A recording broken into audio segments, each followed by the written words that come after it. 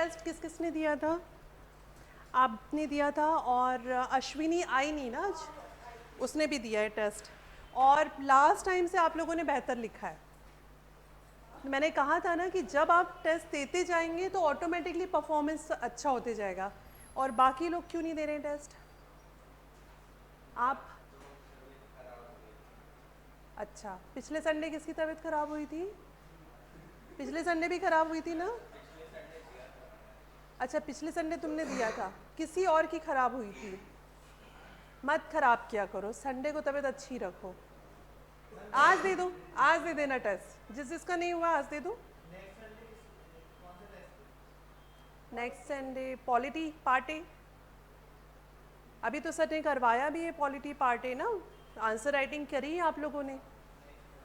But दीजिए test, जैसे अश्विनी की कॉपी मैंने देखा, किरण की कॉपी में भी इम्प्रूवमेंट है और अश्विनी की कॉपी में बहुत फार इम्प्रूवमेंट है, सिर्फ एक टेस्ट सेकेंड टेस्ट पे पहुंच के। राइटिंग से लेके राइटिंग पैटर्न तक की उसका अच्छा हो गया है। इसलिए मैं कहती हूँ 4 क्वेश्चन ही करो उसमें, बट टेस्ट पेपर अटैम्प्ट करना चाहिए।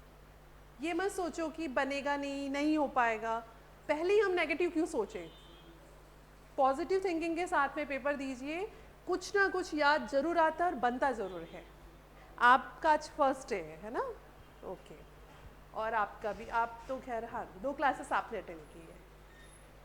तो चलिए आगे बढ़ते। लास्ट हमने कहाँ तक कंप्लीट कर लिया था?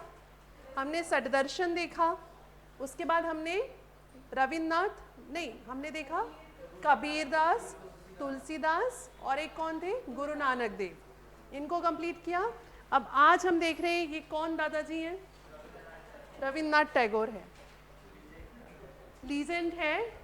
और क्या है इनका, क्या ऐसा कुछ फेमस है जिसकी वजह से हम इनको याद करते हैं और जिसकी वजह से हम इनको एथिक्स में पढ़ रहे हैं?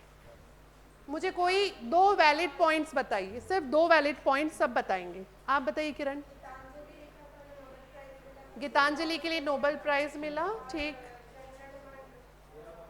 हाँ हाँ, हमारा राष्ट्रगीत जो है इनके द्वारा ही लिखा गया है, करेक्ट, ठीक है। और बताओ हम इन्हें क्यों पढ़ रहे हैं, एथिक्स में क्यों पढ़ रहे हैं? पहले हमको ऐसे सोचना है, उसके बाद हम उन पे आएंगे। उनने ऐसा क्या किया?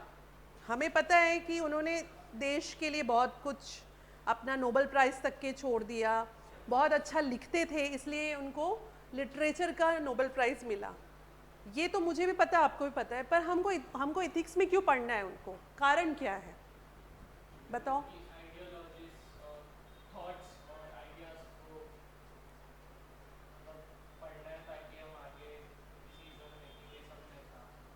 ऐसे क्या आइडियाज़ और थॉट्स थे उनके? अरे कुछ तो सोचो। यूनिटी, इंटीग्रिटी और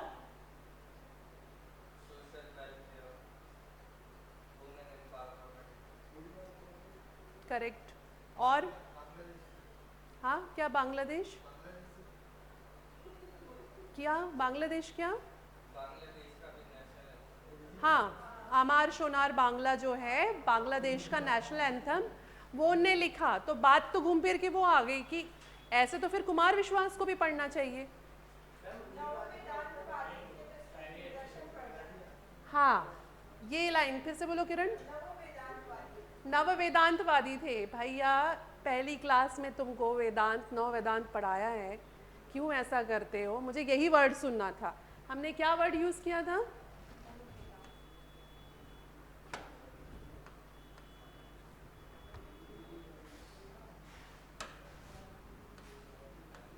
नव वेदांत या न्यू, क्या था इंग्लिश में? क्या था? न्यू वेदांत। क्या वर्ड लिखा था? अरे कॉपी में पलट के तो देख लो कि लाए नहीं वो वाली कॉपी, इंग्लिश मीडियम वाले। नहीं, वो तो फर्स्ट टाइम है। आपका गुड नेम क्या है आपका? यस, हाँ हाँ, अरे तुम्ही को पूछ रही हूँ। विकास, यस, विकास का आज फर्स्ट डे, तुम तो फर्स्ट डे बैठ रहे हो। बाकी तुम लोग तो पहले से हो ना क्लास में। न्यू फिलोसफी शायद हमने लिखा था ना, हाँ न्यू फिलोसफी ऐसे कुछ हमने लिखा था। नव वेदांत, इंग्लिश में भी नव वेदांत इसको लिख सकते हैं, कोई दिक्कत नहीं है। नव वेदांत का मतलब है कि जिसमें जब इंडिया 16th सेंचुरी के बाद वाली सिचुएशन में था, जबकि भारत में किस चीज़ों की बात हो रही थी, पहली बात तो इम्पेरियलिज्म था, साम्राज्यवाद था। ब्रिटिश साम्राज्य यहाँ पे अपना पूरा आधिपत्य स्थापित कर चुका था। उस समय जितने भी लीडर्स आए या उस समय जितने भी फिलोसोफर्स आए, उन्होंने क्या कहा, उन्होंने कहा कि उन्होंने जो आध्यात्म है, स्पिरिचुअलिज्म है, उसको उन्होंने देश के लोगों, समाज से जोड़ा। ये बताया था मैंने, ताकि लोगों के अंदर जब आप आध्यात्म से देश की आज़ादी वाले कॉन्सेप्ट को जोड़ते हो तो वो कनेक्टिविटी ज़्यादा होती है। जिसमें क्या कहा गया कि धर्म ये कहता है कि स्वतंत्रता हमारा अधिकार है। गीता में कृष्ण ने भी यही कहा। गीता में कृष्ण ने अर्जुन को कहा कि शस्त्र उठाओ जब अगर तुम्हारे धर्म के ऊपर में क्या हो, कोई प्रॉब्लम आए या कोई प्रहार कर रहा हो। सेम यही बात इन नववेदांतवादियों ने क्या कहा कि राम भगवान ने भी रावण को मारा था। जब अधर्म छाता है तो भगवान भी शस्त्र उठाते हैं। तो लोगों को ये कहा गया कि आपको घर में नहीं बैठना है, बल्कि आपको क्या करना है, आपको एक्शंस लेने हैं, आपको घर के बाहर आना है और अपने देश के लिए लड़ना है। तो जो न्यू फिलोसफी है, जो नव वेदांत है, उसमें क्या कहा गया, उसमें ये कहा गया कि बिकॉज वो समय की ज़रूरत क्या थी कि लोगों को अवेयर किया जाए देश की आज़ादी के लिए।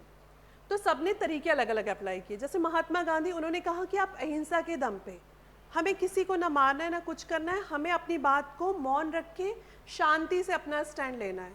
तो आपने देखा होगा जब नॉन कॉपरेशन मूवमेंट और ये सब हुए, या साइमन कमीशन जब आया, तो मूवीज़ वगैरह में भी आपने देखा होगा कि लोग ऐसे हाथ पकड़ के लाइन बना के जाते थे, उनको गोली से मार दिया जाता था, वो मर जाते थे, पीछे से नई लाइन आ जाती थी। बट उन्होंने कभी पलट के उनके ऊपर में प्रहार नहीं किया। वहीं के भी दूसरा एक जो एक्सट्रीमिस्ट थे, है ना, उग्र दल वाले जो थे, कि वो क्या कहते थे कि मारो पीटो, अगर वो मार रहे तो तुम दो और मारो अंग्रेजों को। भगत सिंह और राजगुरु, ये सब जो थे एक्सट्रीमिस्ट थे कि खुद का बम बनाओ, उनके ऊपर पटक दो। ठीक है, तो कहने का मतलब क्या है कि यहाँ पे अलग अलग तरह के सारे नॉलेज वाले हैं, सबकी फिलॉसफी अलग अलग है, पर सबका एक ही मोटिव था कि हमको, ये हमारा घर है और बाहर वाले को, हमारे घर में जो घुस चुका है, इसको हमको बाहर करना है। अब इसके दो तरीके थे, एक ने कहा कि शांति से बाहर कर दो, एक ने कहा कि उनको लात मार के घर के बाहर निकालो, अगर हम सादी भाषा में बात करें तो। ठीक है, तो नव वेदांत मैंने जो बताया था ये वही चीज़ है। अब हम बात करें कि हमको रविन्द्रनाथ टैगोर को क्यों पढ़ना है। ये रविन्द्रनाथ टैगोर एक कवि भी थे, एक फिलोसोफर भी थे, ठीक है, एक सोशल रिफॉर्मर, या जिसको हम क्या कहेंगे, सामाजिक चेतना पैदा करने वाले इंसान भी थे। ठीक है, ये इन्होंने, आपको पता होगा, शांति निकेतन स्थापित किया था। कहने का मतलब इन्होंने एजुकेशन सेक्टर में एक नया रिफॉर्म लेके आए थे। उस समय शिक्षा का तरीका अंग्रेजों के हिसाब से डिसाइडेड था, जैसे कि आज भी जो स्कूल पैटर्न है वही चल रहे हैं, मैकाले की नीति के हिसाब से चल रहे हैं। इन्होंने क्या किया था, शांति निकेतन, आज भी शांति निकेतन चलता है। वहाँ पे ऐसी किताबों से जो हम पढ़ते हैं ना, 1st to 12th तक की ऐसी किताबें नहीं पढ़ाई जाती है, वो तो पढ़ते ही है बच्चे, लेकिन वहाँ पे उनको प्रैक्टिकली सिखाया जाता है कि बच्चों को पौधा लगाना सिखाएंगे, बच्चों को नेचर के बीच में पानी में जो है कुछ काम करना सिखाएंगे, आर्ट सिखाएंगे। ठीक है, नेचुरल कोई ऐसी पॉटरी वगैरह वो सब चीज़ें सिखाएंगे। डांस में जो तुमको जो डांस का फॉर्म पसंद है वो डांस सिखाएंगे। कहने का मतलब ये स्कूलिंग ऐसी है कि जिस बच्चे का जो चीज़ में इंटरेस्ट है उस चीज़ में उसको एक उसका इंटरेस्ट डेवलप किया जाता है, ओपन स्कूलिंग टाइप से है। तो ये कब लेके आ गए थे वो, जब भारत आज़ाद भी नहीं हुआ था। शांति निकेतन उन्होंने तब स्थापित कर दिया था, वो अपने समय से 4 कदम आगे थे। उनकी लिखी हुई अलग अलग कहानियाँ जैसे काबुली वाला और अलग अलग स्टोरी से आपने कभी पढ़ा होगा या देखा होगा। जब आप उन स्टोरीज़ को पढ़ोगे या देखोगे ना, उनके नाटक देखोगे, प्ले बहुत सारे रविंद्र भवन में होते हैं, आपको ऐसा लगेगा कि जैसे ना आज की सोसाइटी की कोई बात कर रहा है। तो कहने का मतलब जो इंसान आज से 100 साल पहले लिख के चले गया, उसका आप सोचो थॉट प्रोसेस कितना एडवांस रहा होगा कि वो चीज़ें हम आज भी बहुत इजीली रिलेट कर पाते हैं। ऐसा लगता है कि आज की सोसाइटी की हमारे बीच की कोई बात हो रही है, चाहे वो लव बॉन्ड्स हो, चाहे वो फैमिली बॉन्ड्स हो, या परिवार में होने वाले कलह हो, या किसी के रिलेशनशिप में होने वाले ब्रेकेजेस हो, या इमोशनल ब्रेक थ्रू हो कि जो इमोशनली हर्ट होते हैं। तो वो चीज़ें उस समय भी उन्होंने इतनी प्रासंगिकता से दिखाया जो आज भी दिखता है। इसलिए उन्हें क्या कहा जाता है कि वो एक कवि भी थे, सोशल रिफॉर्मर भी थे, फिलोसोफर भी थे, शिक्षक भी थे। ठीक है, और क्या कह सकते, उन्होंने समाज को ये बताया कि ये देश आपका घर है और इसमें बाहर वाले को हमको उनसे प्लीज़, मतलब उससे हमको मिन्नतें नहीं करनी है कि हमारे देश से आप चले जाओ, हमको उनको ऑर्डर देना है कि हमारा घर है, आप यहाँ से जाओ। तो वो क्या थे, एक्टिविस्ट भी थे, फ्रीडम फाइटर भी थे, स्वतंत्रता सेनानी भी थे। ठीक है, क्लियर हुआ? अब इथिक्स में हम क्यों पढ़ रहे हैं उनको, उसके पीछे 2 चीज़ें हैं। इन्होंने कुछ फिलॉसफीज दी, इनकी फिलॉसफी में 2-3 वर्ड्स मेन आते हैं। एक आता है कि ये थे मानवतावादी, ये वर्ड आपने सुना है, जिसको इंग्लिश में कहते हैं ह्यूमनिज्म। ठीक है, क्या होता है मानवतावादी का मतलब? आपने सुना है ये वाला शब्द? नहीं सुना है? हाँ बताओ।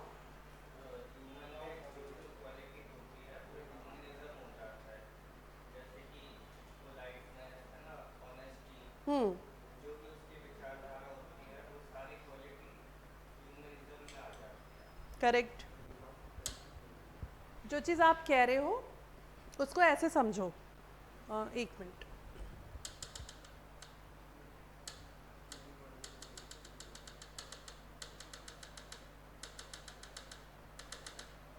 स्लाइड्स ही नहीं लगता आज खाली। हाँ है, देखो हमने क्या बात की, ह्यूमनिज्म या मानवतावाद। इसको बहुत सिंपल लैंग्वेज में बता रही हूँ और मैं ना सिर्फ बेसिक कॉन्सेप्ट्स बताते जाऊँगी, नोट्स आपको ग्रुप में डालेंगे, उसमें आप उसको डिटेल में पढ़ना, ताकि जैसे मैंने कहा है ना कि शॉर्ट नोट्स बनाना है आपको, तो बेसिक कॉन्सेप्ट समझ लो और कैसे कैसे क्या नोट्स बनाना है उसका मैं एक रफ आइडिया दूंगी। मानवतावाद का मतलब होता है कि इसमें इन्होंने कहा कि एक होता है मानव, ठीक है, एक होती है प्रकृति। थोड़ा सा पीछे चलना, जब हमने सर्वदर्शन पढ़ा था उसमें क्या पढ़ा था, मानव क्या होता है, पुरुष को धारण करता है। जो नए हैं उनके लिए बता रहे हैं, जब हम इथिक्स पढ़ते हैं उसमें पुरुष का मतलब होता है आत्मा या सोल। तो शरीर क्या धारण करता है, आत्मा धारण करता है। तो इथिक्स में हम आत्मा को क्या कहते हैं, पुरुष कहते हैं, ठीक है, और नेचर को तो प्रकृति कहते हैं। तो इनका कहना था कि मानव और जो प्रकृति है इनका आपस में बहुत ही क्लोज बॉन्ड है, इनका आपस में बहुत अच्छा संबंध है। इसीलिए इन्होंने कहा कि जो भी जितने भी यहाँ पे इन्होंने मानव की बात की है, ठीक है, और इन्होंने कहा कि इसके अंदर जो आत्मा होती है वो हमेशा परमात्मा से मिलना चाहती है, जिसका माध्यम क्या होती है, प्रकृति होती है, और प्रकृति के माध्यम से हम परमात्मा से मिलते हैं। इन्होंने कहा कि हर एक मानव का एक नैसर्गिक गुण होता है कि आप खुद भी फील करेंगे कि हमको नेचर के बीच अच्छा लगता है। हम कोई वाटर बॉडी के पास जाएंगे तो हमको अच्छा लगता है ना। क्यों लोग गोवा जाना पसंद करते हैं, क्योंकि वहाँ पे पानी है, नेचर है, ब्यूटी है। तो आपको क्या लगता है कि ऐसी किसी जगह जाओ जहाँ सुकून मिले, एक सबकी टेंडेंसी होती है। या आप भोपाल में भी जब बारिश होती है तो आप केरवा डैम, कोलार, कलियासोत ऐसी जगह जाना पसंद करते हैं। हरियाली है, पानी बह रहा है, रास्ते से पानी बह रहा है। कहने का मतलब क्या है कि मानव का नैसर्गिक गुण है कि उसको प्रकृति पसंद है, हम प्रकृति की तरफ आकर्षित होते हैं, करेक्ट। तो उनका कहना था कि जब ये नैसर्गिक गुण है, क्योंकि हम जो मानव के अंदर में पुरुष है, समझ रहे हो ना ये वर्ड का मतलब, मानव के अंदर पुरुष मतलब जो सोल है वो उस परमात्मा से मिलना चाहती है, उसकी तरफ उसका खिंचाव है। इसलिए हमारा रास्ता क्या है, मानव प्रकृति के द्वारा ही परमात्मा से मिलेगा और इन दोनों के बीच में इसलिए स्ट्रॉन्ग बॉन्डेज है, ठीक है। ये इनका मानवतावाद है। तो उनका कहना है कि अगर आपके अंदर में सच्चाई, अगर आपके अंदर में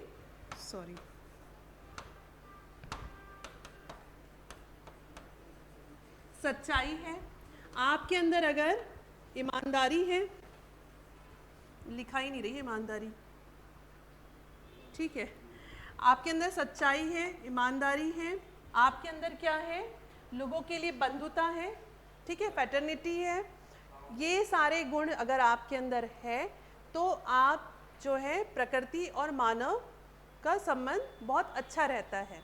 और यही वो माध्यम है जिससे कि हम जो है एक सोल, सुप्रीम सोल से मिल सकती है। बेसिकली इन्होंने ये कॉन्सेप्ट बताया। अब इसको हम यहाँ पे देख लेते हैं। दूसरी चीज़, हाँ एक और चीज़ यहाँ पर आएगी, वो है इनका अंतर्राष्ट्रीयवाद।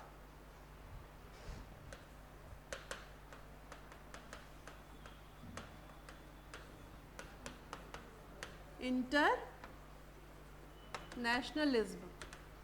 अब ये क्या कहानी है, कहाँ रविन्द्रनाथ टैगोर, ये कौन सी नई कहानी है, क्या होगा बताओ। इंटरनेशनल या अंतर्राष्ट्रीय का मतलब क्या हो जाएगा? हाँ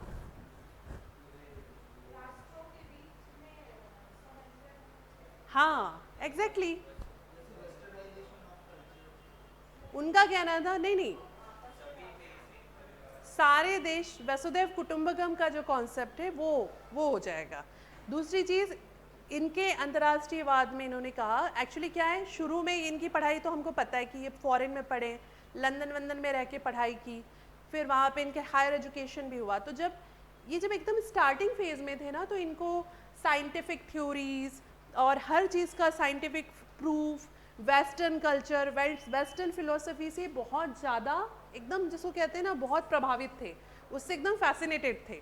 लेकिन जब ये इंडिया वापस आए और इन्होंने जब रियलिटी देखी, क्योंकि तब तक की इनकी समझ अच्छी खासी बन चुकी थी, तो जब इन्होंने इंडिया में देखा कि इम्पेरियलिज्म, साम्राज्यवाद जो है, किसका साम्राज्यवाद था? ब्रिटिश सरकार का।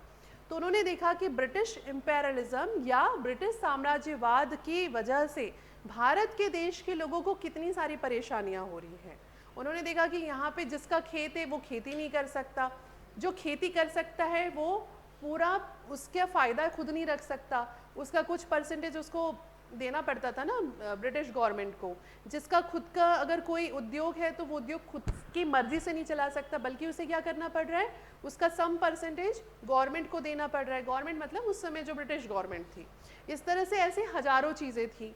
फिर उन्होंने देखा कि लोगों ने, जो यहाँ के लोग हैं, भारत के जो लोग हैं, तो हम उस समय, आपको जैसे मैंने पिछली क्लास में बताया था कि हम मध्यकालीन भारत से निकल के आधुनिक भारत में आ रहे थे।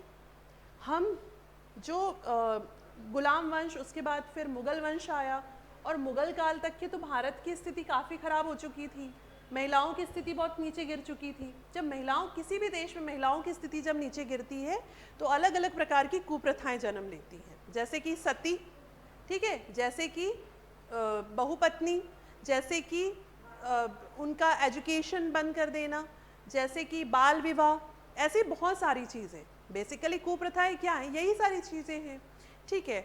तो जब समाज में औरतों का पतन होता है तो बहुत सारी कुप्रथाएं जन्म लेती हैं, और मुग़ल काल के टाइम से आपको पता है कि बहुत सारी चीज़ों का डाउनफॉल हुआ। तो लोगों ने क्या किया, उन कुप्रथाओं को उन्होंने अपना भी लिया, और उनको लगा कि यही एक कल्चर है, इसी कल्चर को हमको फॉलो करना चाहिए। मतलब अगर कोई कह दे कि बाल विवाह नहीं कराना चाहिए तो कहते थे कैसी फालतू की बात कर रहे हो, भगवान पाप देगा तुमको। मतलब ये उनके दिमाग में कईयों सालों तक वो पैटर्न फॉलो करने से वो चीज़ दिमाग में बस चुकी थी। तो रविन्द्रनाथ टैगोर का कहना ये था, जो मैं बात कहना चाह रही हूँ, कि जब हम खुद के घर में, जब हम खुद के घर में अपने दिमाग से गंदगी फैला रहे हैं, तो ऐसे लोगों को कोई हक नहीं है कि वो दूसरों को बोले कि तुम हमारे घर में क्यों रह रहे हो। आई बात समझ में? नहीं आई? उनका कहना ये था कि जब तुम मतलब इंडियंस अपने घर में खुद गंदगी फैला रहे हो, भारत हमारा घर है ना, तो हम क्या कर रहे थे कि हम दुनिया भर की कुप्रथाएं फॉलो कर रहे थे और हम उनको क्या कह रहे थे कि अरे ये हमारे देश में आके रह रहे ये और वो। तो उनका कहना था पहले खुद के दिमाग की गंदगी साफ करो, तब जाके तुम दूसरे को ज़्यादा स्ट्रांगली अपोज कर सकते हो। तो ये उनका अंतर्राष्ट्रीय मानववाद था कि जिसमें उन्होंने अलग अलग देशों के अच्छे जो कॉन्सेप्ट थे, अच्छे दर्शन थे, उसकी तारीफ की, उसको अपनाया और उसको अपना के उन्होंने जो भारतीय दर्शन था उसके साथ मिक्स करके आगे बढ़ाया। ठीक है, तो अंतर्राष्ट्रीय मानववाद जो उनका है, या सॉरी अंतर्राष्ट्रीयवाद जो उनका है, उसमें वो शुरुआत में वेस्टर्न फिलॉसफी की तारीफ करते नजर आएंगे और बाद में वो उसी को क्रिटिसाइज करते नजर आएंगे, वेस्टर्न फिलॉसफी को। और उसके बाद में उन्होंने भारतीय जो समाज है उसकी भी उन्होंने काफ़ी निंदा की, इवन उसका अपोज भी किया, जैसे कि सती है, बाल विवाह है, लो एजुकेशन है। पहले तो इवन बच्चों को ही ढंग का एजुकेशन नहीं दिया जाता था, मेल फीमेल तो छोड़ ही दो, लड़कों को भी अच्छा एजुकेशन नहीं मिलता था। तो उन्होंने उस चीज़ का भी अपोज किया। उन्होंने कहा जब तक पढ़े लिखे नहीं होगे तुम चीज़ों को समझोगे कैसे। ये चीज़ उनको कैसे रियलाइज़ हुई, जब वो बाहर पढ़ने गए, लंदन पढ़ने के लिए गए, तब उन्होंने देखा कि जब आप पढ़ते हो तब आपके दिमाग के रास्ते खुलते हैं, तब आपको 4 कॉन्सेप्ट पता होते हैं। अगर आप इथिक्स पढ़ोगे नहीं तो आपको फिलॉसफी समझ में कैसे आएगी, और जिस दिन फिलॉसफी समझ में आ जाती है उस दिन फिर हमको चीज़ों को देखने के एंगल बदल जाते हैं। ये सबके साथ होता है। ठीक है, तो ये 2 चीज़ें इंपॉर्टेंट हो गई उनकी। फिर इसके बाद में जगह जगह पे हम तीसरी चीज़, देखो मैं जो बता रही हूँ समझ पा रहे हो ना मैं बेसिकली क्या बता रही हूँ, मैं आपको बेसिक टर्म्स बता रही हूँ। ये टर्म्स हमको बार बार पढ़ने हैं और हमारे आंसर में इनको इस्तेमाल करना है। तीसरी चीज़, पहला मैंने मानवतावाद बताया, दूसरा अंतर्राष्ट्रीयवाद बताया, तीसरा है गीतांजलि। क्या थी गीतांजलि? इनकी लिखी हुई किताब है, कविताओं का संग्रह है। ठीक है, 1913 अराउंड में इनको इसके लिए नोबेल प्राइज़ मिला था। ठीक है, जिसमें इन्होंने जो हमने पहली बात की थी ना, पहली बात किसकी की थी, वो इनके मानवतावाद की बात की थी ना, कि जिसमें वो प्रकृति और पुरुष, प्रकृति और मानव के संबंध की बात करते हैं। तो बेसिकली गीतांजलि में उन्होंने आध्यात्म, मानवतावाद, अंतर्राष्ट्रीयवाद और इनके जितनी भी फिलॉसफिकल कॉन्सेप्ट्स हैं उसको मिलाकर के एक कविता का संग्रह किया है। ठीक है, जिसके द्वारा वो अपने विचारों को लोगों तक के पहुंचा रहे हैं। ठीक है, तो ये 3 चीज़ें आपको बहुत अच्छे से समझ के आप अलग अलग जगह इनको कोड कर सकते हो। अब हम आते हैं कॉन्सेप्ट पे।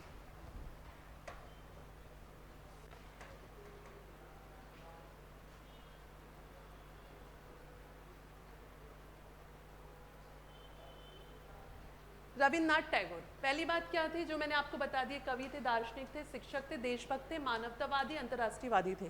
क्या ये वर्ड, सारे वर्ड्स क्लियर हैं आपको? उसके बाद में यदि विवेकानंद अमेरिका में भारत के दार्शनिक अग्रदूत थे, तो टैगोर बाहरी दुनिया में भारत के मिशन के भावनात्मक और काव्यात्मक वाहक थे। मतलब उन्होंने इमोशनली लोगों को उस चीज़ से अटैच किया कि भारत ये भी है। जब उनकी गीतांजलि को नोबेल प्राइज़ मिला तो लोगों को ये लगा अच्छा एक इंडियन, मतलब हम तो उस समय क्या थे, गुलाम थे, हमारे को लेके लोगों की सोच बहुत ख़राब थी कि अच्छा एक इंडियन भी इतना अच्छा लिख सकता है, उसके अंदर भी फिलोसफिकल कॉन्सेप्ट हो सकता है। इस तरह से उन्होंने लोगों तक किस बात को पहुंचाया। उसके बाद में पूर्व के नैतिक और आध्यात्मिक संदेशों के एक संशयवादी और भौतिकवादी दुनिया के सामने प्रकट किया। पूर्व मतलब भारत देश, एशिया पूरा एशिया उस समय किसी ना किसी कॉलोनी के अंदर था। जैसे चाइना भी उस समय कॉलोनी था, ब्रिटिशर्स ने उसको अपनी कॉलोनी बना के रखे थे।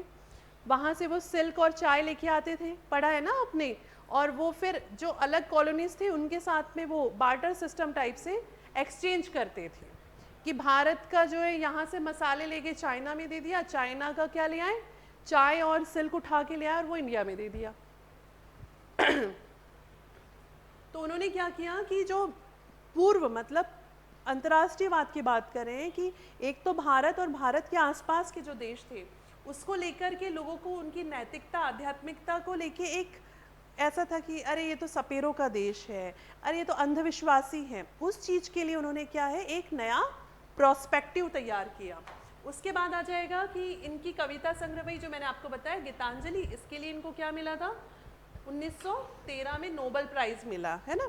इनका पोइट्री का कलेक्शन है और पश्चिमी भारतीय संस्कृति के सर्वश्रेष्ठ पेश करने के एक प्रमुख व्यक्ति थे। इन्होंने व्यापक रूप से आधुनिक भारत की सबसे उत्कृष्ट मतलब वेस्टर्न वर्ल्ड में उनकी इस रचना को बहुत ज़्यादा अप्रिशिएट किया गया और मॉडर्न इंडिया की मोस्ट आउटस्टैंडिंग क्रिएटिव आर्टिस्ट के रूप में वो सामने आए कि आधुनिक भारत के सबसे अच्छे कवि के रूप में उनको माना गया।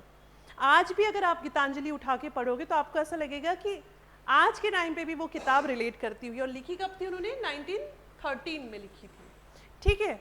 इसके बाद में नेक्स्ट कॉन्सेप्ट, चूंकि वो प्रेम भाईचारे सहयोग के पैगंबर थे, मतलब पैगंबर की जगह हम उसको कह सकते हैं कि प्रोत्साहक थे, इसलिए टैगोर मानवतावादी हैं। मानवतावादी क्यों है वो? क्योंकि वो किस चीज़ को एक तरह से आगे लेके जा रहे थे, लव, फेलोशिप एंड कॉपरेशंस। फिर उसके बाद गीतांजलि में जो उन्होंने कहा है वो सारी चीज़ें कि गीतांजलि में ईश्वरीय प्रेम को उनने सबसे श्रेष्ठ माना है और भाइयों के प्रेम मतलब भाईचारे के लिए उन्होंने कहा है कि आपसी भाईचारा ही सबसे मेन चीज़ होती है, वो चीज़ उसमें है। उसके बाद में उन्होंने कहा है कि प्रेम के माध्यम से ही हम जो है ईश्वर को पा सकते हैं। जो मानवतावादी फिलॉसफी है जो मैंने अभी आपको बताया, इसमें क्या कहा जाता है कि अगर आप प्रेम पूर्वक प्रकृति से प्रेम करें तो आप क्या करेंगे, आप ईश्वर के पास बहुत जल्दी पहुंच सकते हैं। जैसे कि पेड़ नहीं काटना, जीव जंतुओं की हत्या नहीं करना, ठीक है, या किसी गरीब को जो है टॉर्चर नहीं करना। एक तरह से उन्होंने इनडायरेक्टली क्या कहा कि आप दूसरे के देश में आके लोगों को क्या कर रहे हो, गुलाम कर रहे हो, तो आप क्या कर रहे हो, ये अमानवतावादी अप्रोच है। इनडायरेक्टली उन्होंने इस चीज़ को हिट किया, ठीक है। तो यहाँ पे उनका कहना है कि जो प्रेम है, हम इसको कह सकते हैं प्रेम ही मानवतावाद की मेन कीवर्ड है या मेन कुंजी है। क्लियर हुआ? आज भी हम इसको अगर आज से इसको रिलेट करें तो आज के टाइम पे कहा जाता है कि जस्ट अ मिनट,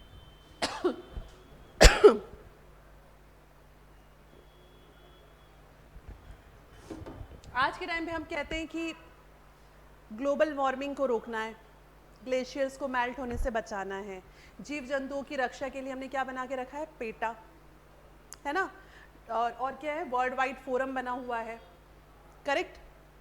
ऐसे तमाम ग्लोबल क्लाइमेट मीट होती है, हर साल होती है। क्यों कर रहे हैं ये सब? अर्थ समिट होती है, क्यों होती है?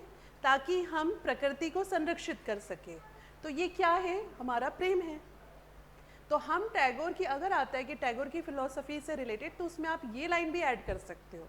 मैं हमेशा कहती हूँ ना कि करेंट से चीज़ों को रिलेट करके करो, ये चीज़ आप ऐसे रिलेट कर सकते हो, ठीक है। इसके बाद नेक्स्ट, अब टैगोर, उनका कहना था कि अगर आप यही वही वाली बात लिखी है कि टैगोर व्यक्ति के व्यक्तित्व में सामंजस्य के महत्व को दृढ़ विश्वास रखते हैं। उनके दर्शन में नैतिक व्यवहार मतलब जो आपका मॉरल बिहेवियर जो होता है वो ईश्वरीय सामंजस्य और प्रेम की भावना से उपजता है। मॉरल बिहेवियर तो कब आएगा आपके अंदर, नैतिक व्यवहार अच्छा कब आएगा, जब आपके अंदर में कहीं ना कहीं ईश्वरीय भाव होगा, कहीं ना कहीं आपके अंदर प्रेम होगा कि नहीं, किसी को हर्ट नहीं करना चाहिए, चोरी नहीं करना चाहिए, किसी के साथ में गलत व्यवहार नहीं करना चाहिए। सब चीज़ें कब आती है, मॉरल वैल्यूज़, जब ये दो फैक्टर्स, ईश्वरीय सामंजस्य और दूसरा प्रेम, आपके अंदर में हाई होता है। जिसके अंदर में कम होगा वो क्या करेगा, इसने मेरी बात नहीं मानी, चलो इसका गला काट दो, ठीक है, इसका सामान चुरा लो, ठीक है, इसको मार पीट के अधमरा कर दो। कहने का मतलब क्या है कि ये बड़ा सीधा सा प्रपोर्शन है, आप इसको डायरेक्टली प्रोपोर्शनल भी कर सकते हो। नैतिक व्यवहार जो है सामाजिक ईश्वरीय सामंजस्य और प्रेम के भावना के सीधे डायरेक्टली प्रोपोर्शनल है, ठीक है। इसके बाद उन्होंने मनुष्य और प्रकृति के सहअस्तित्व की वकालत की है। ये बात मैंने आप लोगों को पहले ही समझा दी है, तो मैंने इसीलिए समझाया था कि ये वर्ड्स बार बार आएंगे, करेक्ट? आप समझ रहे हो कि अगर ये कीवर्ड्स आपके दिमाग में क्लियर है तो आप अपने आंसर में उन शब्दों को बार बार इस तरह से प्रयोग कर सकते हो। इसीलिए मैंने आपको पहले वो चीज़ बताया था। चूंकि प्रकृति ईश्वर की अभिव्यक्ति है, प्रकृति क्या है? ईश्वर की अभिव्यक्ति है, इसीलिए प्रकृति पर विजय प्राप्त करने से नहीं बल्कि प्रकृति के साथ सामंजस्य से ईश्वर की प्राप्ति की जा सकती है। इस लाइन का मतलब ये है कि प्रकृति पे विजय प्राप्त करने के लिए हम क्या कर रहे हैं कि हम आर्टिफिशियल रेन करा रहे हैं, ताकि क्या हो कि अगर जहाँ बारिश नहीं हो रही है वहाँ पे बारिश हो जाए। पर इसको आप अच्छी तरह से जानते हो कि मान के चलो कोई लो रेन वाला रीजन है, ज्योग्राफी की लैंग्वेज में समझना, और अगर आप वहाँ पे आर्टिफिशियली ज़्यादा बारिश करा देते हो तो क्या कर रहे हो? आप नेचर का सामंजस्य खराब कर रहे हो। वहाँ पे जब रेन ज़्यादा होने लगेगी तो डेफिनेटली वो पोर्शन गर्म से ठंडा हो जाएगा। फॉर एग्जाम्पल इस लातूर वाले पोर्शन में, पता है ना लातूर वाला पोर्शन, ये वृष्टि छाया प्रदेश में आता है, रेन शेडो एरियाज में आते हैं, ये वाला जो पोर्शन है, विदर्भ वाला जो बेल्ट है, आपने वहाँ मान के चलो क्लाउड सीडिंग करा के रेन करवा दी, ठीक है। ऐसे तो अभी दूसरे कंट्रीज करे, अभी हमने ये काम नहीं किया, दुबई वगैरह में ये सब होता है। आपने क्लाउड सीडिंग करके यहाँ रेन करा दी, अब ये है वृष्टि छाया प्रदेश या लो रेन शेडो स्टेट, ठीक है। जब यहाँ पे मॉनसून के बादल आए, चूँकि यहाँ पे गर्मी ज़्यादा होती है तभी तो मॉनसून इधर अट्रैक्ट हो रहा है ना, लेकिन अब ये गर्मी जब यहाँ से यहाँ तक स्प्रेड होती है तभी ये हवाओं को इधर खींचता है, ये तो आपको पता है ना। लेकिन अगर इस जगह को आपने ठंडा कर दिया तो क्या होगा? ये जो गर्म हवाएं ऐसे आ रही हैं वो क्या होंगी? यहाँ के ठंडी हो जाएंगी। तो इस पोर्शन में जो रेन के क्लाउड्स अट्रैक्ट होने थे, मतलब इसके थोड़े इधर वाले पोर्शन में, वो अट्रैक्ट हो पाएंगे? नहीं हो पाएंगे। तो बेसिकली आपने क्या किया? आपने नेचर का बैलेंस खराब किया ना। हमें ये लगा कि हम क्या कर सकते हैं, नेचर के ऊपर कंट्रोल कर सकते हैं, पर क्या हम कर पाए? नहीं कर पाए। इसका एक और एग्जांपल है कि जैसे आप डिज़ास्टर मैनेजमेंट जो first paper second unit, first paper second part unit number 4 disaster management है, आपको दिया हुआ है, पार्ट बी में दिया हुआ है ना ज्योग्राफी में। उसमें आपको अलग अलग डिज़ास्टर्स पढ़नी है। ये सारी डिज़ास्टर हो क्यों रही हैं? चाहे केरला की बाढ़ हो, केरला में फ्लड आई थी, क्यों आई थी? क्योंकि वेस्टर्न घाट में मानव ने इतना ज़्यादा उत्खनन किया कि वहाँ का नेचर का बैलेंस ही ख़राब हो गया। जो क्लाउड्स अट्रैक्ट होते थे, एक उनका क्लाउड्स का आने का और उनका आगे निकलने का पैटर्न था। जब वो आते हैं ना, मानसून इंटर करता है इंडिया में, केरल से इंटर करता है। आपने क्या किया? वेस्टर्न घाट में अंधाधुंध कटाई की, अंधाधुंध माइनिंग की, तो वहाँ का बैलेंस बिगड़ गया। वहाँ के बड़े बड़े जो माउंटेन थे वो कट गए, पेड़ कट गए, तो उससे क्या हुआ कि वहाँ पे एक अलग सा लूप बन गया। तो बारिश के जो जिस तरह से होनी थी कि सीधे क्लाउड्स आके केरला के ऊपर से बरसते हुए आगे बढ़ने थे, वो केरला में ही रुक गए, और रुके तो वहाँ इतनी बारिश हुई कि वहाँ पे फ्लड आ गई। और ऐसा एक बार नहीं 2-3 बार हो चुका है। इससे क्या पैटर्न सामने आया? गाडगिल रिपोर्ट जो आई थी वेस्टर्न घाट के ऊपर, वेस्टर्न घाट में जो कटाई हो रही थी, अंधाधुंध कटाई, उसकी डिस्टर्बेंस से रिलेटेड एक गाडगिल रिपोर्ट थी, और एक और रिपोर्ट थी, मैं उनका नाम भूल रही हूँ। उसमें ये कहा गया था कि वेस्टर्न घाट को जैसे है वैसे ही छोड़ देना चाहिए, वहाँ के रिसोर्सेज को आप यूज़ मत करिए। बट चूंकि मानव क्या चाह रहा था? अपना प्रॉफिट। वो चाह रहा था नेचर को हम अपने हिसाब से कंट्रोल कर लेंगे, ठीक है, जितने पेड़ कटेंगे उतने लगा देंगे, पर ऐसा होता नहीं है। एक पेड़ को बड़ा होने में कईयों साल लगते हैं।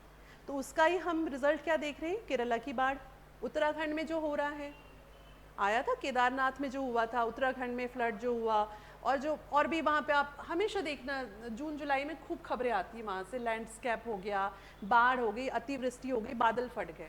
ये सब क्या है? क्योंकि हम क्या कर रहे हैं? मनुष्य प्रकृति के साथ सहअस्तित्व की बात ना करके क्या कर रहा है? उसके ऊपर हुकूमत करने की वकालत कर रहा है। तो ऐसे इन चीज़ों को हम आपस में रिलेट कर सकते हैं। आया समझ में? तो मानवतावाद जो है, उनका कहने का मतलब क्या है कि ह्यूमन का बेसिक नेचर क्या है? प्रेम। आप प्रकृति से प्रेम करो, ना कि उसके ऊपर में अधिपत्य स्थापित करने की कोशिश करो, ठीक है। So there is a need to make balance between human and nature. There is no need of what we can impose the human interference over the nature. Clear? इसके बाद आगे हैं, यही सारी बातें लिखी हुई हैं, आगे बढ़ते हैं। टैगोर जो थे वो संस्कृतियों के संश्लेषण में विश्वास रखते थे। सार्वभौमिक मनुष्य के आदर्श को बनाने के लिए विभिन्न संस्कृतियों के विचारों का सम्मिश्रण था। वे अलग अलग, उन्होंने क्या किया, जितने भी धर्म थे भारत के सभी धर्मों के बारे में उन्होंने पढ़ा, चाहे वो हिंदू हो, बौद्ध हो, जैन हो, मुस्लिम हो, ईसाई हो, सिख हो, पारसियन हो, जितने भी धर्म थे उनने सब धर्मों की स्टडी की। उन सब स्टडी करके उन्होंने देखा कि हर धर्म में मानवतावाद के बारे में क्या कहा गया है।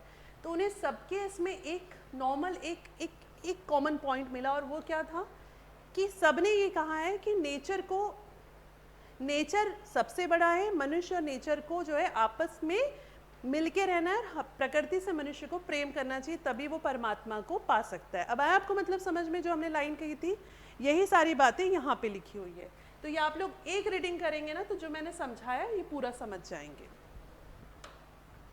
इसके बाद में वे अपने यही बात जो मैंने कहा था कि शुरुआती वर्षों में, हिंदी वाले इधर देख लीजिएगा, इंग्लिश वाले यहाँ देख लीजिएगा, शुरुआत में उन्होंने वेस्टर्न वर्ल्ड में ही उनकी पढ़ाई हुई, ब्रिटेन में जाके उनकी पूरी पढ़ाई हुई, एजुकेशन हुआ, तो वो वेस्टर्न फिलॉसफी से और वेस्टर्न साइंटिफिक कॉन्सेप्ट से बहुत जिसको कहेंगे एकदम फैसिनेटेड थे कि ये सबसे सही बात है। मतलब हम भी पढ़ते तो हमको लगता है ना, अरे ये क्या चीज़ है, बढ़िया है, मस्त है, लेकिन जब उन्होंने इंडियन फिलॉसफीज़ को भी उतना ही डिटेल में पढ़ा तब उनको समझ में आया कि जो वेस्टर्न वर्ल्ड है वो किसकी बात करता है, वो बात करता है लोगों के ऊपर में कब्जा करने की। उन्होंने कहा कि अगर आप इतने ही महान हो तो फिर आपको दूसरों के देशों में जाके साम्राज्य स्थापित करने की क्या ज़रूरत है, तो फिर आपकी सारी बातें मतलब सिर्फ किताबों में लिखी हुई है, वेस्टर्न वर्ल्ड को उन्होंने कहा। फिर आपको किसी भी देश में जाके आधिपत्य करने की ज़रूरत क्या है, आप क्यों ऐसे किसी की संस्कृति को विनाश कर रहे हो। आपने बहुत सारी ऐसी मूवीज़ देखी होगी जिसमें मुझे ना, मैं एक्चुअली नाम भूल जाती हूँ, एक बीच में एक मूवी देखा था, उसमें था कि अफ्रीकन जो कल्चर है उसके ऊपर था कि वहाँ के लोग, वहाँ पे ब्रिटिश कॉलोनी थी, तो वो क्या करते थे कि उनके बच्चों को बचपन से ही ना पूरा मिशनरी एजुकेशन, मिशनरी चीज़ें, खाने पीने का तरीका, सब चीज़ वही सिखाते थे। और उनकी जितनी औरतें रहती थी उनको वो पूरा अपने जो वो काम करने वाले जो उनके घर में रहते, वो बचपन से उनको वो ट्रेनिंग देके बड़ा करते थे। और जो उनके आदमी रहते थे उनको वो क्या करते थे कि जो बाहर के काम है वो सब करने की ट्रेनिंग, और ट्रेनिंग पीरियड तक के उनको बहुत अच्छे से रखते थे। जैसे ही उनको किसी के घर अपॉइंट कर देते थे, जैसे कोई ऑफिसर है या किसी कंट्री में कोई ब्रिटिशर गया अपना काम करने, उसके घर उन्होंने अपॉइंट किया, 10 नौकर के तौर पे लगा दिया, तो उनको सिर्फ एक टाइम का खाना मिलता था और उनके ऊपर बहुत टॉर्चर होता था। उसके ऊपर बड़ी अच्छी सी स्टोरी थी, शायद आप लोगों ने भी देखा होगा, RRR नहीं, हॉलीवुड मूवी है कोई, मैं उसका नाम भूल रही हूँ, अच्छी मूवी है एक्चुअली। इतनी सारी आजकल रहती है ना कि देखो और भूल जाते, इतना OTT के।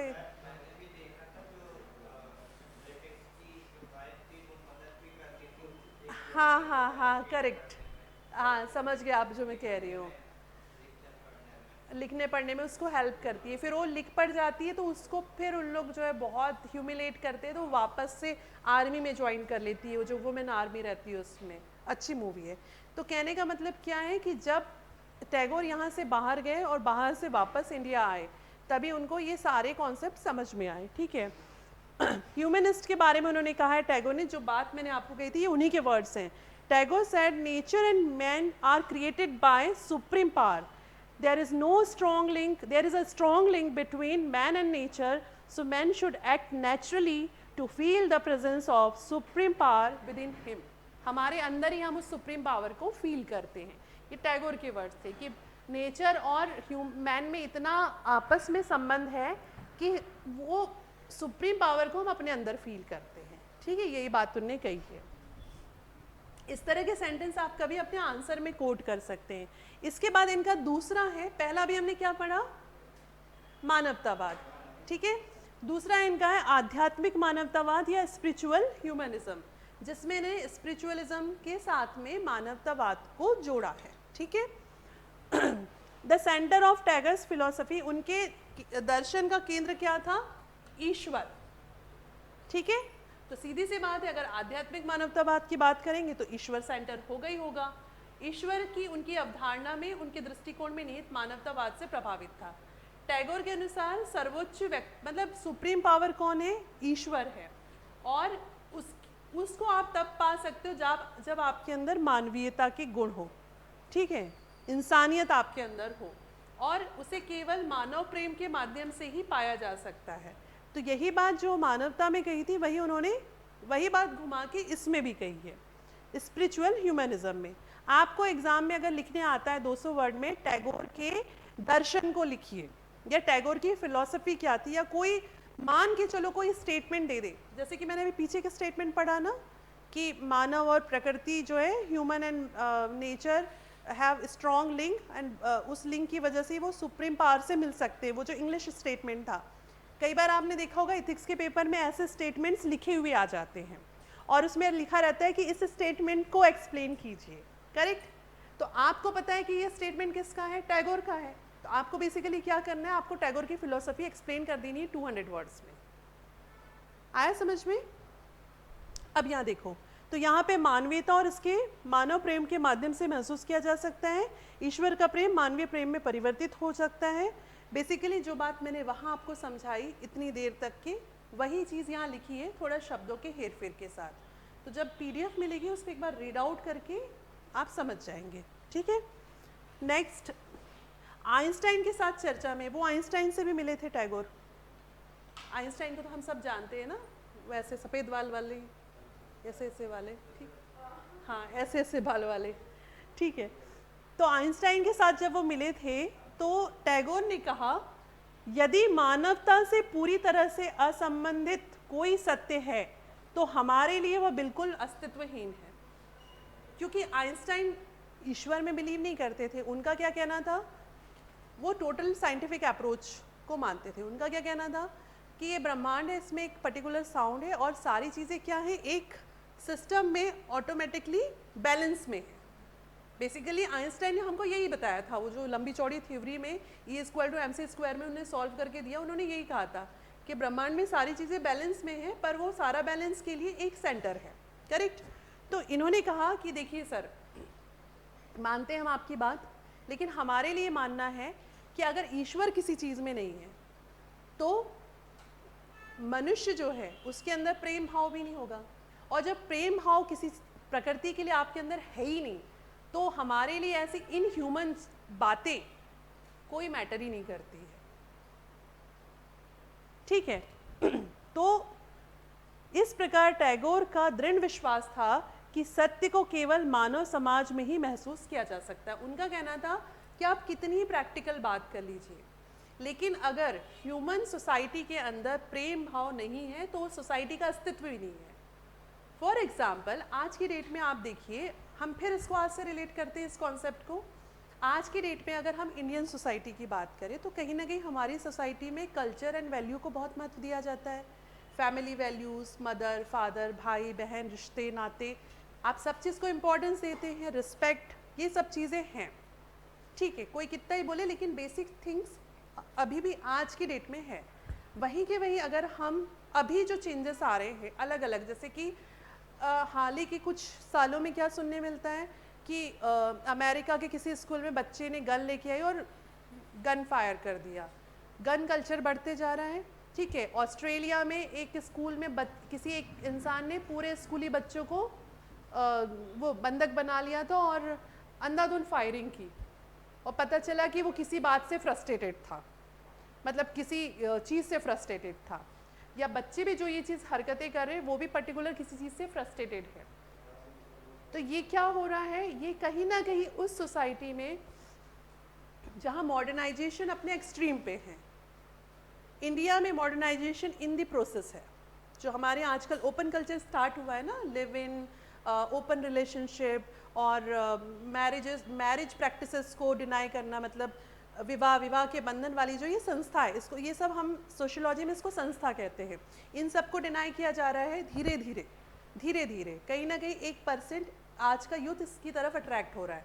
सो इसलिए क्योंकि हम डेवलपिंग नेशन है और हम इन डेवलपमेंट की प्रोसेस में हैं, मतलब we are in this graph. और अगर हम वेस्टर्न वर्ल्ड की बात करें तो they are already on peak, वो इस पिक पे पहुंच गए। और हमेशा कोई भी चीज़ जब ग्राफ में पिक पे जाती है उसके बाद उसका डिक्लाइन होता है।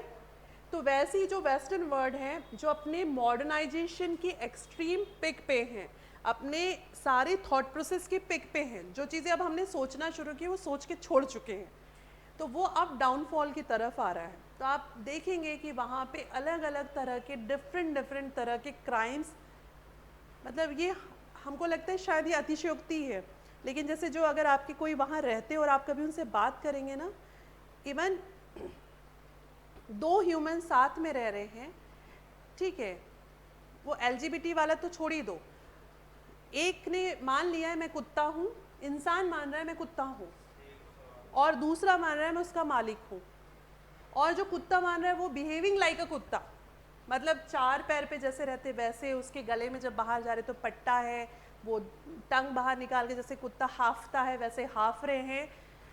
सो ये क्या है?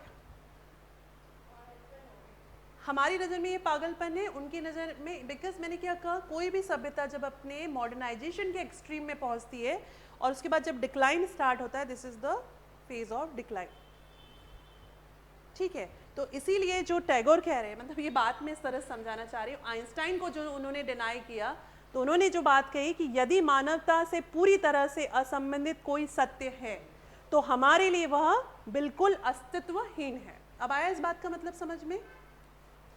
सारे एग्जाम्पल्स के बाद क्लियर, ठीक है।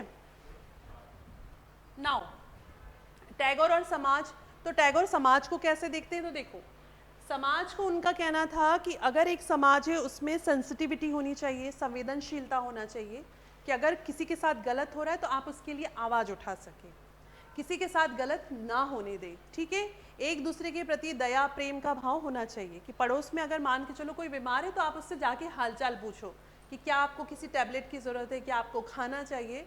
मतलब ये क्या है, ये अगर एक समाज में सोशल थ्रेड कहते हैं कि समाज का ताना बाना कैसे बुना जाता है, तो ये सोशल थ्रेड्स के थ्रू ही बुना जाता है।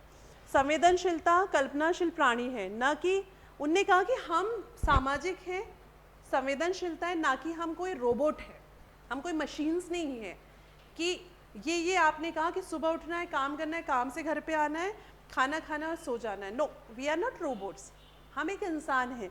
तो हमारे अंदर कल्पनाशीलता और संवेदनशीलता जैसी चीज़ें होनी चाहिए।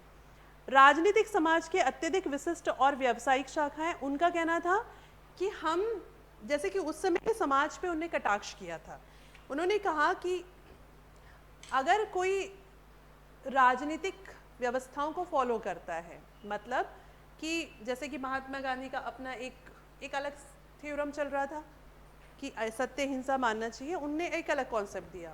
उसी के साथ साथ लोकमान्य तिलक है आपके, और कौन थे, लाल बाल पाल थे ना तीनों, उनका सोचने का तरीका अलग था समाज को लेके, करेक्ट। मारो काटो और अपनी बात को रखो और चिल्ला के बोलो और किसी की सुनने की ज़रूरत नहीं है।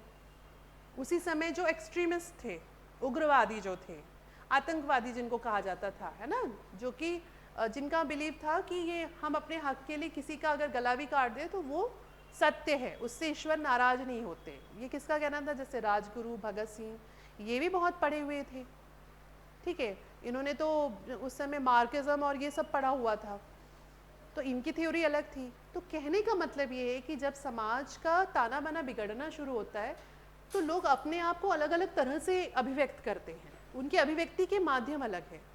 कोई कहता है आप शांति से इस बात को करो, जैसे गांधी और गांधी के फॉलोअर्स।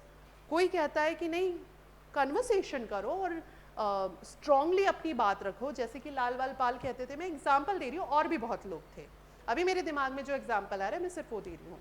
एक शाखा क्या कहती थी कि बंदूक उठाओ, गोली तान दो, जितने सबको भून दो, बम बनाओ, फेंक दो उनके ऊपर, इनने हमारे महिलाओं और बच्चों को नुकसान किया, इनकी महिला और बच्चों के ऊपर बम फेंको, मारो इनको, काटो इनको। सो ये जब समाज का ताना बाना बिगड़ना शुरू होता है तो इस तरह से अलग अलग फॉर्म सामने आते हैं। इसलिए उनका ये कहना था कि आप किसी को फॉलो मत करो, आप अपना विवेक लगाओ और आपको जो सही लगता है वो चीज़ करो, जिससे कि समाज का हित हो। समाज मतलब उस समय देश के मतलब है, देश का हित हो। अब आई बात समझ में? तो यहाँ उन्होंने कहा कि हम कोई यांत्रिक, हम कोई रोबोट नहीं कि किसी ने हमको ट्यून किया और हम वैसे ही चल दिए, या कोई राजनीतिक प्राणी नहीं है। राजनीतिक समाज की एक अत्यधिक विशिष्ट और व्यावसायिक शाखा है जो भारतीय समाज की खामियों से अच्छी तरह वाकिफ है। टैगोर केवल राजनीतिक आंदोलन में विश्वास नहीं करते थे, बल्कि वे इस बात पे अड़े थे कि भारतीयों को अपने विदेशी आकाओं से मांग करने के पहले अपना घर ठीक करना चाहिए। इस बात का मतलब समझ में आया? उनका कहना ये था कि वो राजनीतिक आंदोलनों को कहते थे कि आपको करना है करो, लेकिन वो करने के पहले आप अपना घर ठीक करो का मतलब है कि अपने अंदर की कुप्रथाओं को, अपने समाज में व्याप्त गलत प्रथाओं को ठीक करो, जैसे कि बाल विवाह, महिलाओं की अशिक्षा, और भी जो दुनिया भर की जितनी सारी चीज़ें थी ना, सती प्रथा और ये सारी चीज़ें, उनका कहना था कि ये सारी बुराइयों को हटाइए, तब तो आप सामने वाले से बात कर पाओगे। आप खुद के घर में औरत को जला रहे हो और कह रहे हो हमको आज़ादी चाहिए। एक की आज़ादी आप दे नहीं रहे हो, एक की आज़ादी छीन रहे हो कि उसका पति मर गया तू भी चल जा, और हम देश की आज़ादी की बात कर रहे हैं। आया समझ में? ये उनका कॉन्सेप्ट था। फिर उसके बाद में एक ऐसा देश और लोग जो अपने देश में सामाजिक अत्याचार के सबसे जघन्य रूप पे कुछ कर रहे हो, ये वही चीज़ है जो मैंने अभी आपको समझाया ना, ये वही सब लिखा हुआ है। इसको एक बार आप लोग पढ़िएगा। अब इसके बाद है इनके Tagore and the theory of rights. Tagore उनके अधिकारों का सिद्धांत। टैगोर जो थे उन्होंने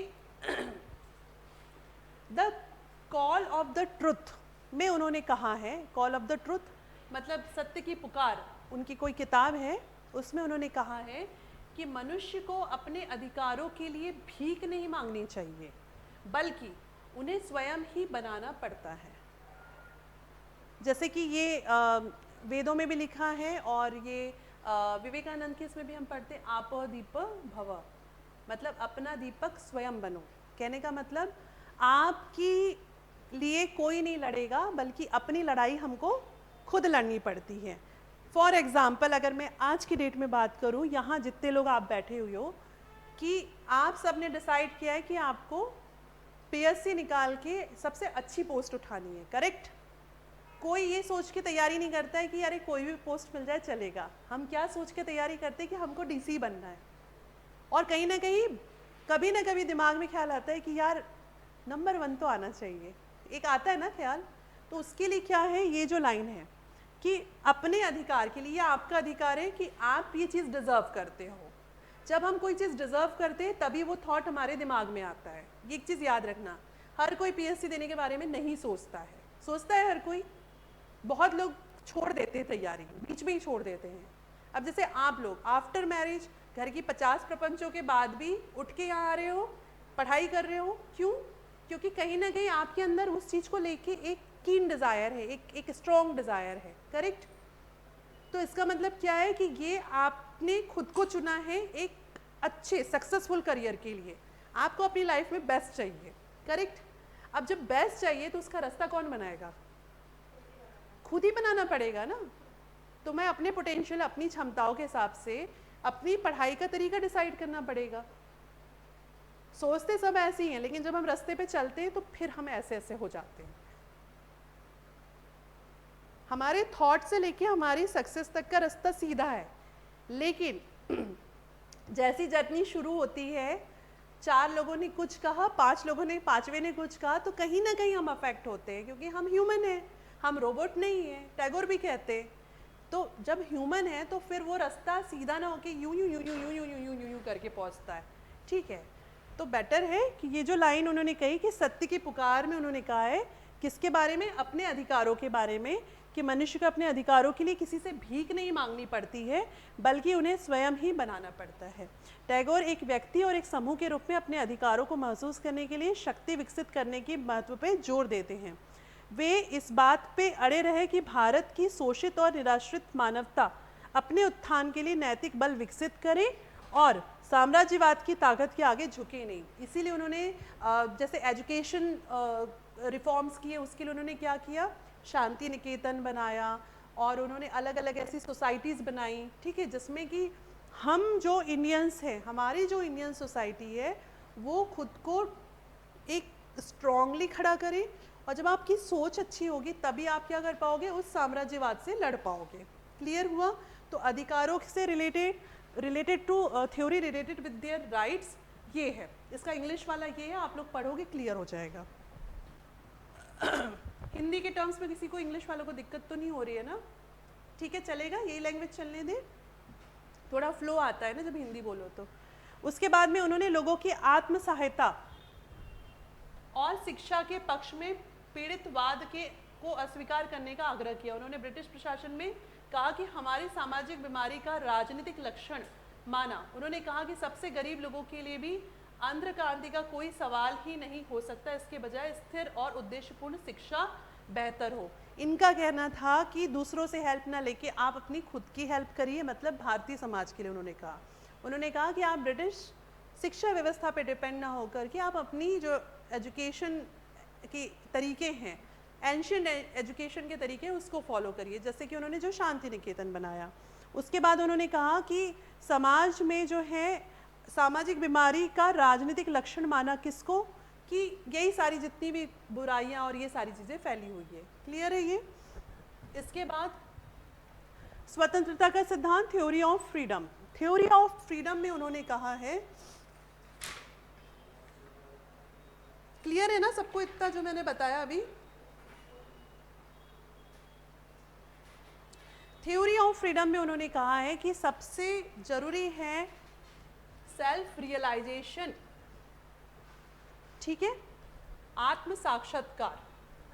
आपको स्वतंत्रता कब मिलेगी? मान के चलो आपको किसी ने इस कमरे में बंद कर दिया, ताला वाला लगा के निकल गए, तो आप क्या करोगे? क्या करोगे आप बताओ? फोन ले लिया आपका, हाँ, कोई नेट भी नहीं है कि यहाँ से ही कुछ कर लो, तो अपने आप में संतुष्ट होता हूँ या फिर प्रयास करूँगा या फिर निकलने का, नहीं निकल पा रहा तो मैं वेट करूँगा कि कल सुबह आके कोई खोल देगा। अच्छा, आप क्या करोगे? क्या करूँगा, कुछ नहीं कर सकता, बैठा हुआ। ठीक है, आप क्या करोगे? नहीं, बंद ही कर दिए कि निकालना ही नहीं है तुम्हें, ऐसा? मान के चलो अभी देखो होली आने वाली है, ठीक है, उसके बाद संडे आ जाएगा, 2-3 दिन इंस्टीट्यूट मान के चलो बंद रहेगा। 13 तारीख की आपकी क्लास है, ठीक है, 14, 15, 16 3 दिन आपको यहाँ बंद रहना है, समझ रहे हो आप? कोई नहीं आने वाला दूसरे दिन सुबह, खिड़की तोड़ के, ठीक है। और पीछे के नौजवानों बताओ,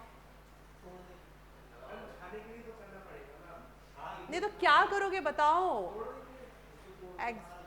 तोड़ोगे ना, मतलब अपनी स्वतंत्रता के लिए आप क्या कर रहे हो?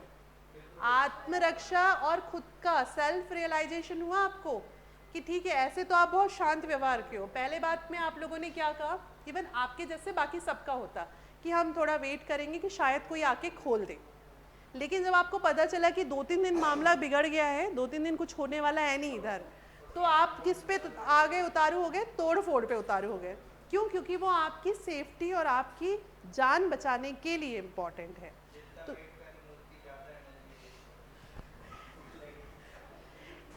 क्या सिर्फ खाना ही इम्पॉर्टेंट है? हाँ, और कुछ इम्पॉर्टेंट नहीं है? जब ही से खाने पे फोकस, भूख लगेगी मैम। अरे भाई, आप 3 दिन बंद रहोगे, क्या ये आपके लिए सही है? चलो मान लिया यहाँ पे खाने के बक्से भरे हुए, फिर दिन रह जाओगे इधर ही। एग्जैक्टली, अपनी फ्रीडम सबको चाहिए ना, बाहर निकलना है हमको। बाहर निकलने के लिए आपका दिमाग काम करेगा कि मान के चलो यहाँ खिड़की नहीं है तो आप दरवाज़ा तोड़ने की कोशिश करोगे, मान के चलो ये टफन ग्लासेस है, ये टूट ही नहीं रहा है, तो आप कुछ ना कुछ तो करोगे, कुछ ना कुछ तो दिमाग लगाओगे।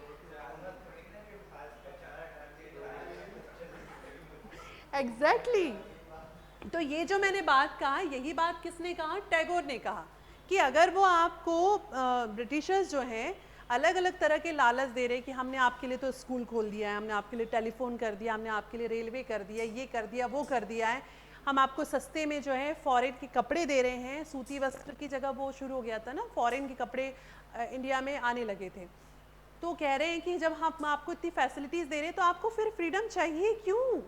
क्या करोगे फ्रीडम का? हम तुमको बेहतर चीज़ें करके दे रहे हैं। तो ये जो अभी हमने एग्जाम्पल सेट किया था कि यहाँ पे ठीक है खाना भी भर दिया, लेकिन अपनी फ्रीडम तो हमको चाहिए, उसके लिए हम तोड़फोड़ करके बाहर निकलेंगे। यही कहना किसका था? रविन्द्रनाथ टैगोर का कहना था कि आत्म साक्षात्कार की प्रक्रिया आत्मा को प्रकाशित करती है, जो स्वतंत्रता का सार है। उसके बाद ये सारी कहानी है। तो इतनी कहानी अगर समझ में आ गई तो ये कहानी खुद से समझ लोगे। क्लियर हुआ सबको? आगे हाँ क्लियर है ना? इतना किसी को कोई दिक्कत तो नहीं यहाँ तक की? ठीक है। अब इसके बाद उन्होंने कहा था कि सभ्यता एक नैतिक कानून के द्वारा शासित होती है। या हम किसकी बात कर रहे हैं? उनकी थ्योरी ऑफ फ्रीडम, स्वतंत्रता के सिद्धांत की बात कर रहे हैं। इसमें उन्होंने कहा था कि अगर कोई सभ्यता है तो उसमें अगर नैतिक मूल्य नहीं है तो वो सभ्यता बर्बर कहलाती है। जैसे कि कोई जंगली हो या कोई खानाबदोश, जैसे कि चंगेज़ खां, तैमूर लंग, ये सब इंडिया में आए थे। इनकी सभ्यता में क्या था? इनकी सभ्यता में बर्बरता थी। इनकी सभ्यता में कोई कल्चर नहीं था। मारो काटो खा जाओ लूट लो, है ना? मतलब उनके बारे में जब पढ़ो तो हमको गुस्सा आता है कि ऐसे इंसानों ने आके भारत में कितना लूटपाट मचाई। या फिर वो जिसने सोमनाथ के मंदिर को लूटा था, कौन था? मोहम्मद गजनी कि गजनवी? गजनी था ना।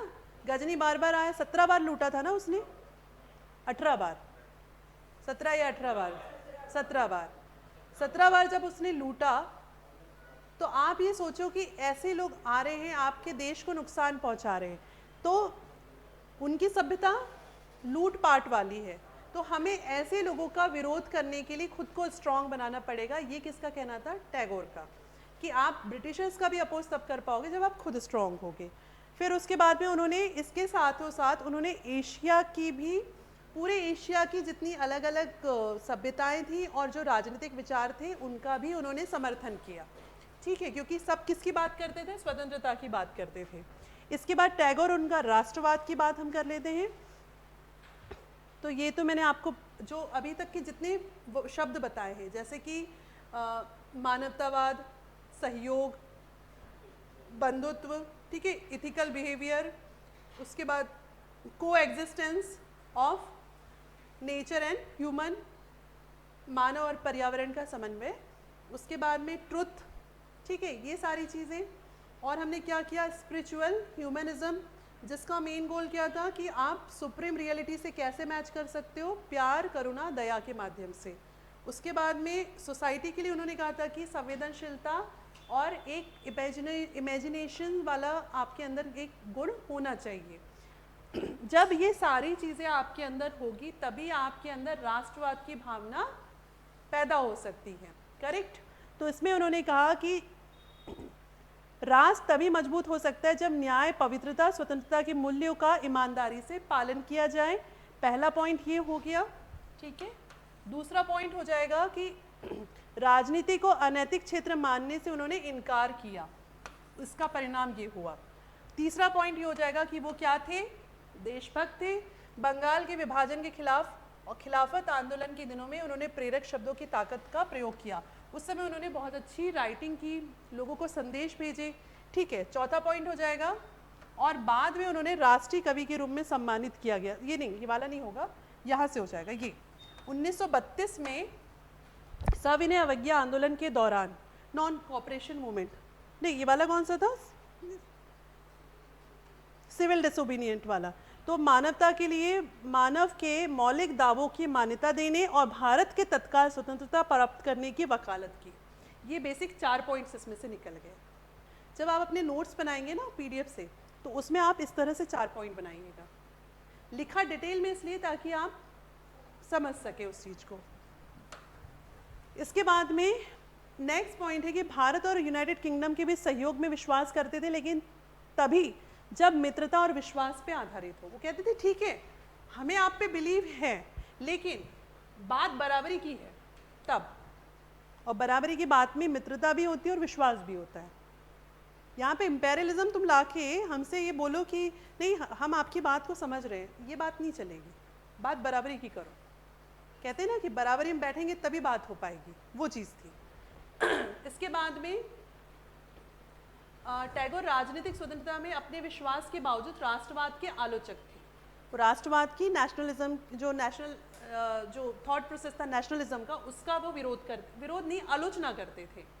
टैगोर को भारत से गहरा और भावुक प्रेम था, लेकिन उनकी संवेदनशील प्रकृति ने उन्हें क्रांतिकारी या अराजकता की गतिविधियों में भाग लेने से रोका। मतलब उनका कहना था कि आप गांधी जी का जो अप्रोच था वो उसको अप्रिशिएट करते थे, लेकिन जो बाकी जो चल रहा था अराजकता, क्रांतिकारी जो थे, वो उस चीज़ से दुखी थे। इसलिए वो क्या करते हैं, राष्ट्रवाद की आलोचना करते हैं। क्योंकि मैंने शुरू में बताया ना, राष्ट्रवाद के कई तरह से लोगों ने अभिप्रेरित किया या उसकी ओर अग्रसित हुए कि किसी ने राष्ट्रवाद के लिए जो है शांति का रास्ता अपनाया, किसी ने क्रांतिकारी का, किसी ने वार्ता का रास्ता अपनाया। तो इससे क्या हुआ, परिणाम स्वरूप वह राष्ट्र राज्यों के आदेशों का पालन करने के लिए इनकार कर देता है। उनका कहना था कि मनुष्य की आध्यात्मिकता संगति से दृढ़ विश्वास रखते थे। उनका कहना था कि अगर राष्ट्रवाद में आप प्रकृति, प्रेम और ये सब क्षमा, करुणा, दया भाव ये सब रखेंगे, दृढ़ निश्चय, इस तरह की चीज़ों को, तो ही जो है ऐसा राष्ट्रवाद राज्यों का भला करेगा, नहीं तो हमारा भला नहीं हो सकता। उनका कहना यह था कि राष्ट्रवाद को एक तरीके से चलाओ, ये अलग अलग तरीके से चलाओगे, बात तो सही है ना, कि अगर आपको किसी से जाके मांग करनी है, आप एक कॉलोनी में रहते हो, आपकी कॉलोनी में प्रॉब्लम्स है, तो कॉलोनी वाले एक लेटर लिखते हैं और फिर ले जाके ज्ञापन देते हैं ना, कि जैसे हम पीएससी में भी रिजल्ट के लिए कर रहे थे, तो एक सबने मिलकर ज्ञापन लिखा, एक आंदोलन किया और उनको ज्ञापन दिया और अपनी बात रखी। ये तो नहीं था कि कुछ लोग बम लेके पहुंच गए, कुछ लोग बात कर रहे हैं, कुछ लोग वहाँ जो है तोड़फोड़ मचा रहे, ऐसा तो नहीं हुआ ना, एक तरीका अपनाया। तो उनका कहना था कि अगर राष्ट्रवाद के द्वारा आप आज़ादी पाना चाह रहे हो तो आप एक तरीका अप्लाई करो, शांति से बात करो, अपनी बात अच्छे से रखो, क्योंकि ये देश आपका है, ना कि तोड़फोड़ और अराजकता करो।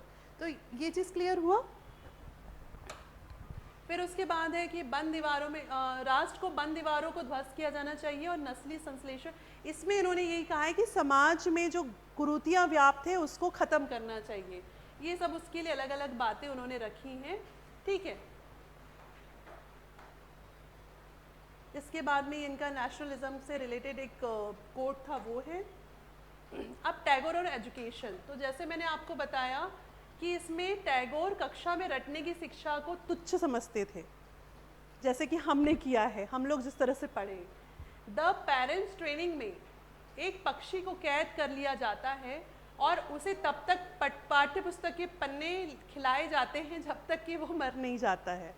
टैगोर की आशा की कि शांति निकेतन को भारत और बाकी दुनिया के बीच जोड़ने वाला धागा बनाया जाए और राष्ट्र व भूगोल की सीमाओं से परे मानवता के अध्ययन के लिए वह विश्व का केंद्र बने।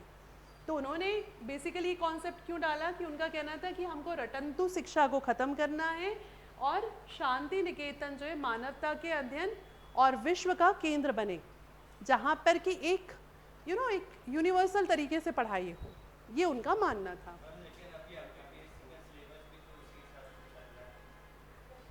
रटंतु शिक्षा, हाँ, तो वही तो हम उस चीज़ को नहीं समझ पाए ना। ये टैगोर ने तो जरूर कहा, लेकिन क्या वो पूरे देश में अप्लाई हो पाया? शांति निकेतन सिर्फ बंगाल तक के सीमित है, क्या उसकी कोई शाखा एमपी में खुल पाई है? नहीं। ऐसे और भी कॉन्सेप्ट आए, फेल हो गए। कहने का मतलब ये है कि अभी भी जो रिफॉर्म्स करने की ज़रूरत है उस लेवल पे नहीं हो पाए हैं। डेफिनेटली अगर आप सिविल सर्विसेज की तैयारी करें, जैसे हम डिस्कशन कर रहे हैं, यही इसी तरह से हमको फ्री स्किल में हमको कोई लिमिट नहीं होनी चाहिए, सिर्फ टाइम बाउंड होना चाहिए, इतनी देर में आपको इतने क्वेश्चन सॉल्व करने हैं, आप लिखो। पर ऐसा नहीं होता है। आप हमको वर्ड लिमिट दे रहे हो, आप हमको टाइम बाउंड दे रहे हो, आप हमको एनालिटिकल क्वेश्चन की जगह कैसे दे रहे हो, फैक्चुअल क्वेश्चन दे रहे हो। किसने कौन सा युद्ध किया, किसने कौन सी किताब लिखी, किसका पिता कौन था, किसका लड़का कौन था, हमें क्या करना, किसका लड़का कौन, किसका पिता कौन, आप हमसे पूछो ना, कॉन्सेप्ट पूछो। इवन सारे सब्जेक्ट्स में आप हमसे पूछो कि आर्टिकल 17 क्यों इम्पोर्टेंट है, एनालिसिस करो उसकी, तो मज़ा आए ना। पर ऐसा नहीं होता है। प्री के क्वेश्चन हो, मेंस के क्वेश्चन हो, सब में वही हाल है।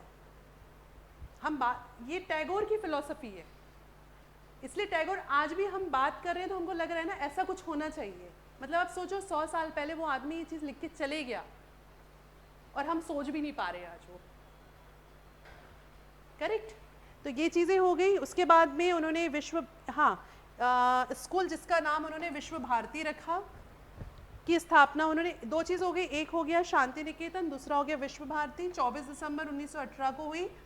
3 साल बाद 24 दिसंबर 1919 को इसे खोला गया।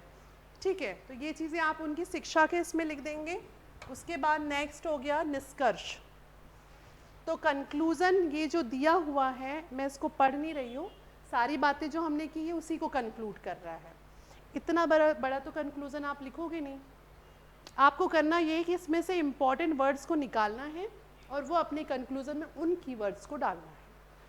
तो कल का वर्क क्या है आपका, इसकी मुझे लिख के नोट्स चेक कराइएगा। ग्रुप में मैं डाल दूंगी अभी। कल क्लास है ना? कल तो ट्यूसडे ही है ना? हाँ, तो कल के कल मुझे ये सारा नोट्स पक्का चाहिए। ठीक है, अब इसके बाद हम कल की क्लास में करेंगे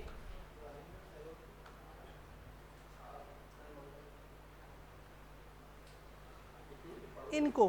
कल हम किनको पढ़ेंगे? राजा राममोहन राय। हाँ, ये नहीं जानते इनको? यही तो थे। तो ये भी तो फोटो ही है, रियल में थोड़ी आके बैठे हैं स्क्रीन में।